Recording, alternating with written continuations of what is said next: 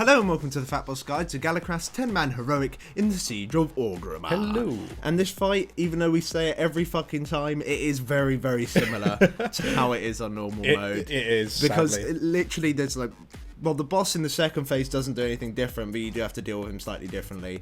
And there's like one new change in phase 1. So it's actually really simple. It should be a short one, guys, not like Paragons or anything. So yeah, stick around. Now, because we are going to keep this guide so brief, if you don't understand any of the normal mode mechanics, then please do click up on our normal mode guide on the screen now on the annotation. That'll take you straight to that video and you can learn all about the normal mode mechanics, or just refresh your mind so you, saves us some time. Now for this fight, you want to bring 2 tanks, 2 healers, and a mixture of DPS. Range DPS is really good. Also some strong interrupts. Stuns are really quite useful because of course you've got to deal with the ads that like start raping everything. So yeah, make sure you do bring stuns and interrupts as well. It's very useful. And ultimately, elemental shamans and anyone with ridiculous AoE or multi-dotting capabilities is the best. Now this is still a 2-phase fight, and first off we're going to talk about phase 1. Now we're going to talk about the 2 most notable ads on heroic that you might have just overlooked on normal, which is the Bone Crushers and the Tidal Shaman. Now the Bone Crusher of course has that fracture, which is from normal, where he runs over and stuns one of the leaders, and then he starts doing 10% of their HP every second. So you've got to really make sure that you do stun these, because of course if any of the NPCs die, the fight despawns. Which is, you could say that you've won because the Galakras isn't there anymore at least, but no, you've got to make sure that you do stun these. You can also hand of protection the the leader that they're actually attacking. That will stop any damage going out on them if it's like clutch, but really you should have stunned them and killed them. Now, as well, from normal you still have to deal with the tidal shamans, but these are fundamentally the most annoying thing on this encounter on heroic. It's the healing ridiculous. tide totems are an absolute pain.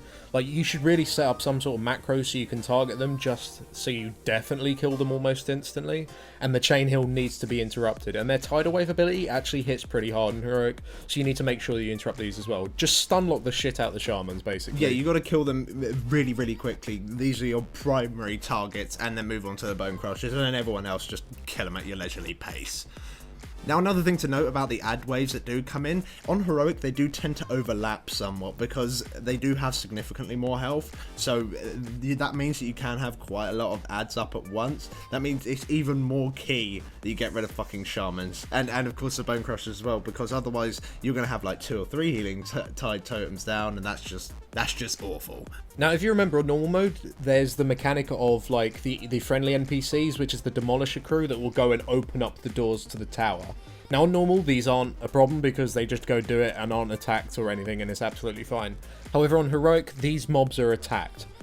If you do not help these mobs, they will not be able to open up the towers, which means you can't enter phase 2, which means there's a wipe. Yeah. So what you need to do, basically what happens is that an ad will spawn periodically and start like hitting these ads. It like literally goes straight for them. So what you need to do is assign 2 DPS to the tower that's being demolished by the demolish crews, and just make it so they can quickly kill that ad. It hasn't got a huge amount of health, so it isn't too much of an issue. You can also taunt it down and kill it with the rest of the group, but to be honest, if you just have 2 people close to it, they quickly switch, kill it, and then go back, then it's no issue. But it's of paramount importance that you really, really do make sure that these die, because otherwise it is a wipe.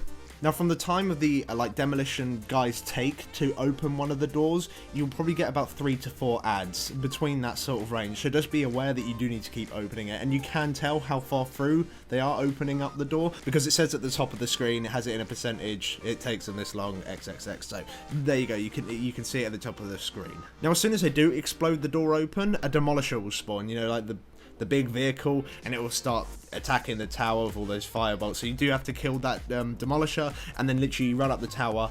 Up on the top of the tower does the exact same thing, except things hurt more. So you need to clear out the ads, you need to kill the mini bosses you did on normal mode, you need to send the same amount of people up as you did on normal mode, and all that kind of stuff.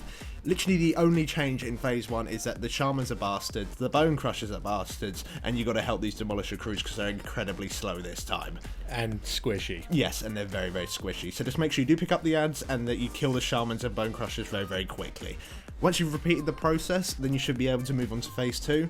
One thing about the transition going into phase 2 is that you're highly likely to, like, roughly around that point, have a new wave coming in, and that particular new wave tends to have a shit ton of shamans in. You normally get 2 shamans in that pack, which is awful. So what you preferably you can do, either you do it just before that wave comes in, or you'll just have to bring Galakras down and deal with those shamans at light speed. Literally, you might even want to pop Bloodlust at this point to get rid of the ads and then move on to the boss, because with those shamans up with Galakras, you're going to have a really, really bad time. Now the boss is actually exactly the same, except he'll do his Flames of Galakron a lot faster than he did on normal. And we've actually developed some sort of like tactic, which really you could use on normal, and I'm surprised we never did use it on normal. If you watched our normal mode guide, it's completely different to how we did it there. For this ability, we've like set up 2 groups. We have a group of 4 people on the left foot and a group of 4 people on the right foot, with the 2 tanks just doing whatever the fuck they want. Now every time someone is targeted on the left hand side group, like right on top of the boss, they just move back a little bit.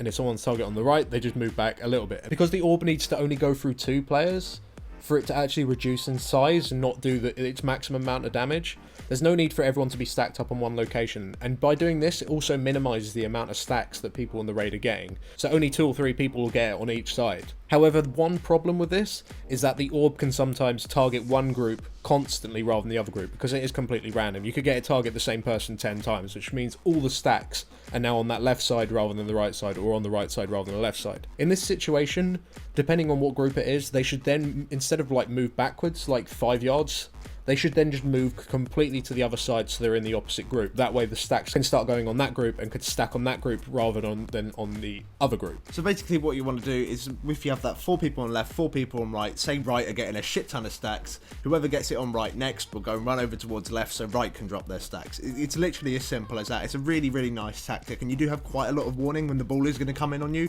especially if you're using boss mods, which you should be because you're raiding. So make sure that you do move to the left or you do move to the right, depending on how high your stacks are. To be honest, your healers should be able to judge how much they think is too much, so they'll give you an idea of like, shit, this is getting too much. When it next comes in on us, throw it on the other group, and you should be fine. And if you're stacked correctly, there's no reason why all of you can't be inside a healing rain. That's both groups, and an efflorescence and a paladin hammer.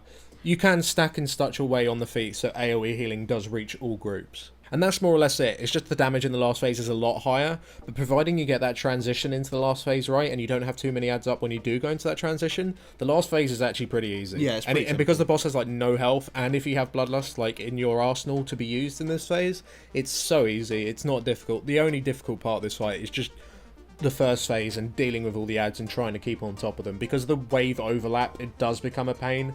And the shamans, oh, they're so horrible. They need to be removed from the game. But that's more or less it, guys. Thanks for watching. If this guide did help you out, then please do drop us a like, help us out a shit ton, and comment, rate, and subscribe. And if you'd like to see any of our other 10-man heroic guides here by FatBoss for the Siege of Orgrimmar, then please do click up on your screen now, and that will take you straight to those videos.